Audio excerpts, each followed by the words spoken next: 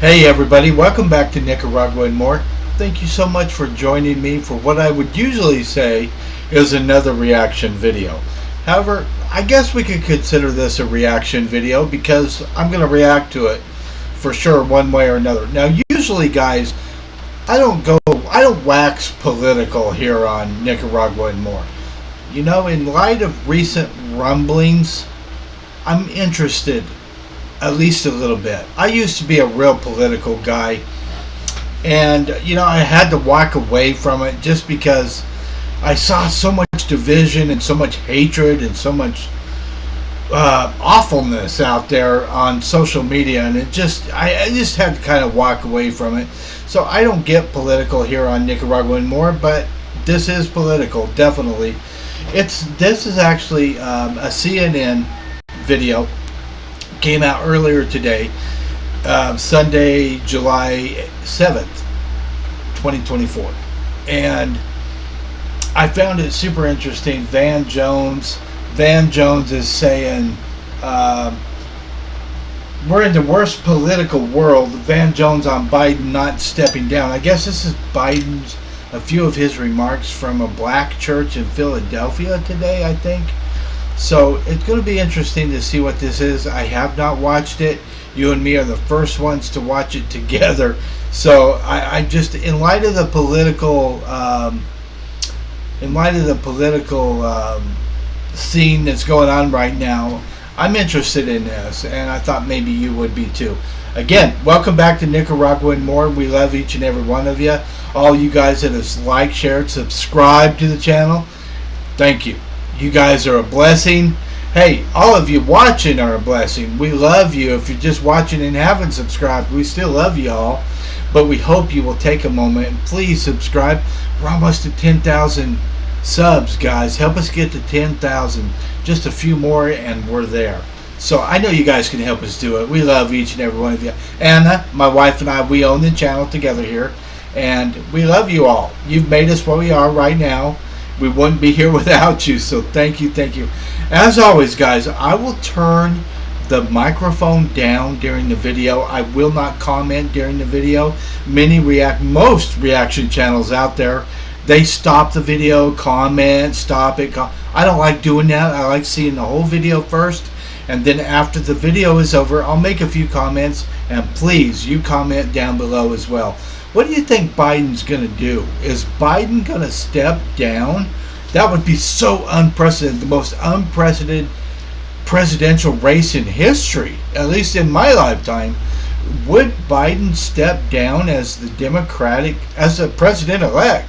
Or not president-elect, but would he step down as the sitting president going for a second term, this close to the this close to not only the Democrat National Convention, but this close to the election? We're just a few months out, guys. November is looming right around the corner. What do you think he'll do? Let me know in the comments below. Let's get right into it, and again, I'll turn the microphone down.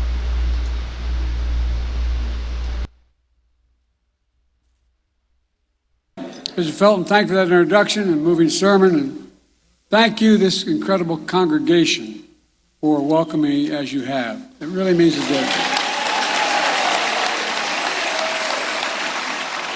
Across the way in Delaware, I attended morning mass in my church and head to Sunday services at black churches, as I said early on. I've always felt the power of your faith in good times and in tough times. The fact is, the scripture says, all things work together for good to those who love God and are called according to his purpose. Our purpose is to serve others. That's our purpose. To know everyone is entitled to be treated with dignity and respect. To know faith without works is dead.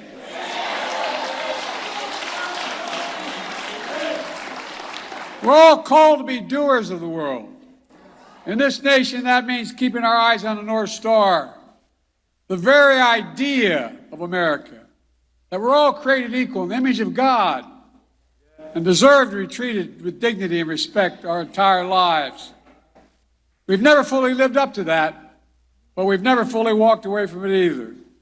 And that's because of you and generations before you who led the church from slavery to freedom.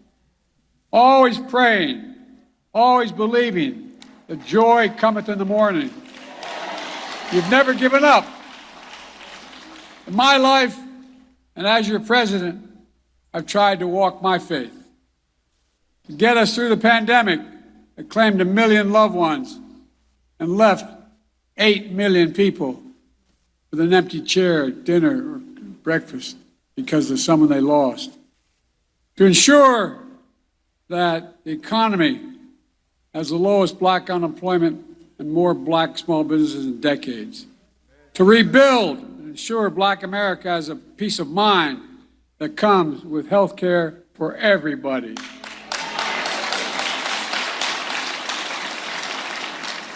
To ensure you can follow your dreams without the burden of student debt.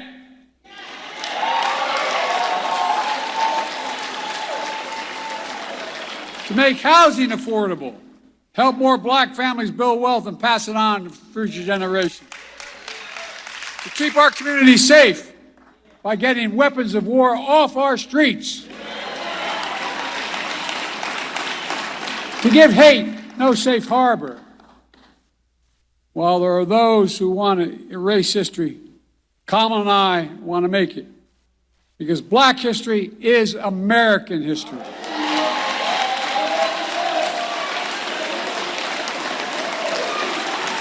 Of course, there's more to do to deliver jobs and justice. There's more to do. But above all, we need to protect our rights, the rights of all Americans, to make sure democracy works for you. Folks, I know with every fiber of my being, I know I won't look like I'm 40 years old, but I've been around a little bit. The bishop and I were talking about that. It's Heck turning 40. Well, all kidding aside, you know, I've been doing this a long time, and I, honest to God, have never been more optimistic about America's future if we stick together. I really mean it. Here's what else I've learned, and many of you have learned. You walk your faith as well. We're all imperfect beings. We don't know where or what fate will deliver us to or when. What we do know is that we can seek a life of light, hope, love, and truth no matter what. We can seek that life. Take all of our experiences and give everything we have to work together. Because when we do, you can't stop us. I mean this sincerely. I'm about to host the NATO nations in Washington. We put them together. The world's looking to us. Not a joke. The world is looking to America. Not to carry their burden, but to lead their hopes. Ladies and gentlemen, I'm going to be inclined to go on longer than I should here, so I'm not going to. But I just want to say, look, I think that we just have to work together. I believe when I ran the first time for president, I said something basic. I said we have to bring back dignity and hope in America. Number one. Number two, we have to give working class and middle class people like the family I came from a shot and build the economy from the middle out and the bottom up, not the top down.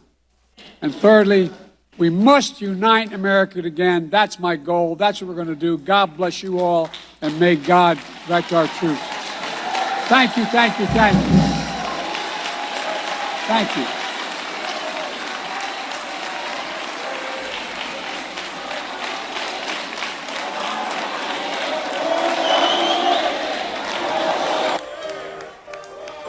Hello, I'm Dana Bash in Washington. That was President Biden speaking at the Mount Airy Church of God in Christ, a prominent black church in Philadelphia. The parishioners there are a key part of Biden's coalition, and you just heard there, they gave him an enthusiastic welcome this morning.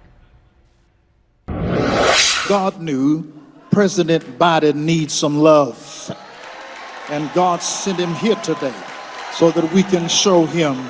Come on, let's show him some love. We did not come to beat up on you, to put you down, to criticize you, to magnify your flaws or mistakes. We come to love you.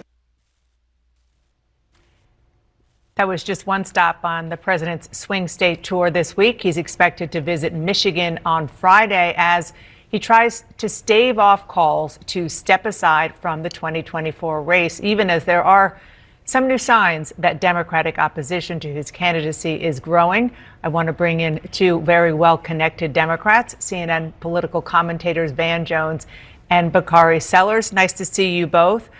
First and foremost, I'm sure you were able to listen to what President Biden just said, talking about all of the reasons why he believes he should be president again, but then at the end joking that he only looks 40 years old and that he's never been more optimistic if we stick together. Van, I'll start with you.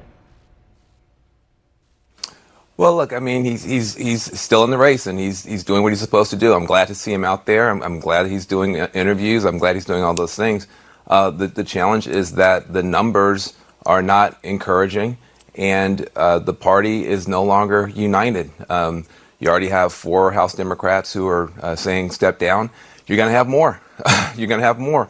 This week, unfortunately, you're going to have the split screen of the president having, NATO allies here and people in his own party looking at this math. As David Axelrod said, this time 4 years ago, Biden was up 10.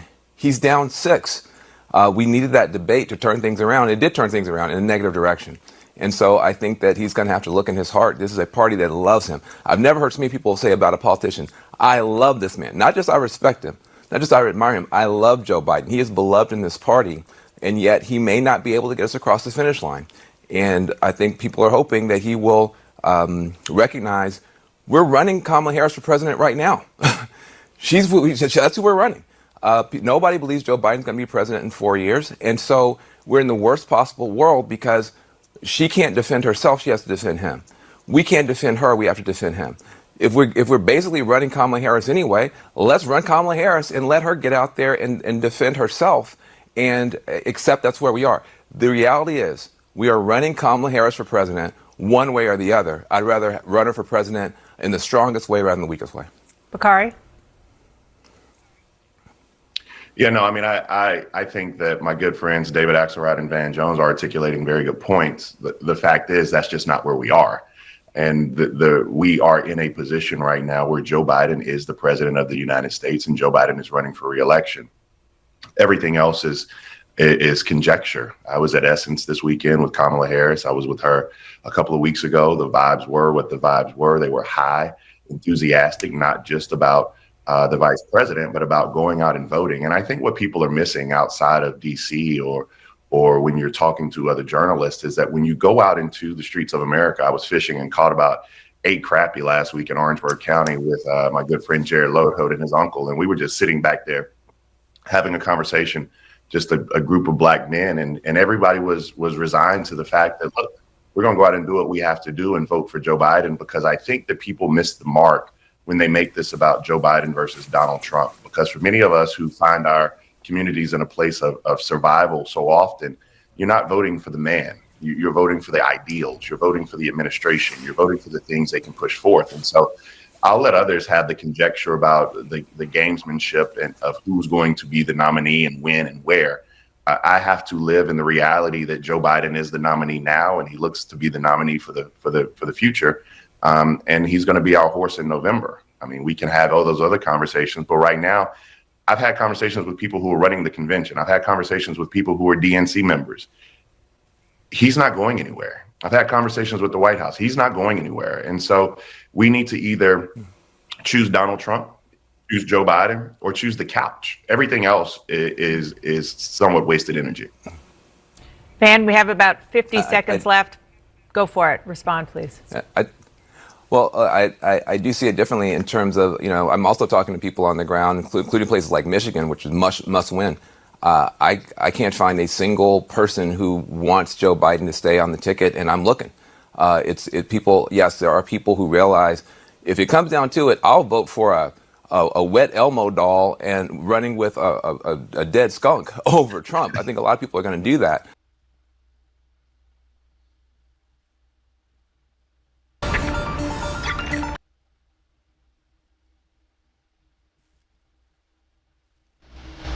Okay, guys. So you heard it. There you have it. You know, sitting here listening to this, I think Biden. I saw bits and pieces of the debate. I did not see it all. I didn't see very much of it at all. But the bits and pieces that I did see, I thought Biden had cognitive issues. It felt like he did. I'm not a doctor, I don't know, but it felt like he had cognitive issues. Felt like he struggled. He struggled to find the right words to say, and he struggled finishing a thought sometimes. And he did that a couple times here. This was a much better for him at the church. Just cognitively speaking, it was much better, it seems to me. Now, having said that, what do you think he will do after hearing Van Jones speak? The other guy, I did not get his name. I was looking, and I'm ADD, guys, terrible. And I did not get his name, so I apologize for that. But it was interesting to hear what Van Jones, his perspective, and what he had to say. Basically, what Van Jones is echoing, he's echoing the right side of the aisle's position. He may be a Democrat, but he's absolutely echoing what the right side of the aisle feels like right now. He's echoing that. That's all I've heard this past couple of weeks, is that this is a Kamala ticket. This is just posturing, smoke and mirrors. Is that the truth? Is that how you feel? Is this smoke and mirrors from Joe Biden? Are we seeing the Democratic Party push a Kamala ticket? Really? A Kamala ticket? Is that what it really is? A Kamala ticket? And he went on to say that he went on to say, quote, "You know good and well that in 4 years from now, Joe Biden would not be the president, it would be Kamala," meaning that Joe Biden will definitely, in his opinion, step down. If he can somehow win this election, which he happens to be 6 points down right now, and versus 10 points up 4 years ago. So it's not looking good for Joe Biden, no matter what. It's not looking for the not looking good for the Democrats, no matter how you slice it. But that's neither here nor there. What I want to know from you is, do you think Joe Biden will step down before the election? Will he step down, and will there be a different candidate? The other guy says absolutely not. He says we're all nuts for thinking that. I'm not saying I think that. I'm just saying about the people that do think that. I want to know, what do you guys think? What did you think of Joe Biden's remarks in Philadelphia? I thought it was all very canned. I mean, it was, the stereotypical things that a presidential candidate's going to say. I mean, and he happened to be in a black church, so he rode on those coattails a lot. It was kind of gravy trained out a little bit, but interesting remarks. Interesting. I find it super fascinating. I mean, Donald Trump is the odds-on favorite in Las Vegas right now. I can tell you that. He's the odds-on betting favorite. 2 months ago, Biden was the clear front runner, but not anymore. So, what do you think Biden will do? I'm curious to know your opinion. Let me know in the comments below. We'd love to hear from you. Thanks for being here. God bless y'all. Go out, love somebody, forgive somebody. Be good human beings. That's what we're called to do. We're called to be good to each other and love each other. So go out and do that, even if the people don't deserve it. It'll make your life better. It'll make 2024 your best year ever. Try me on for size. I promise it'll work. Bye-bye now. Love y'all.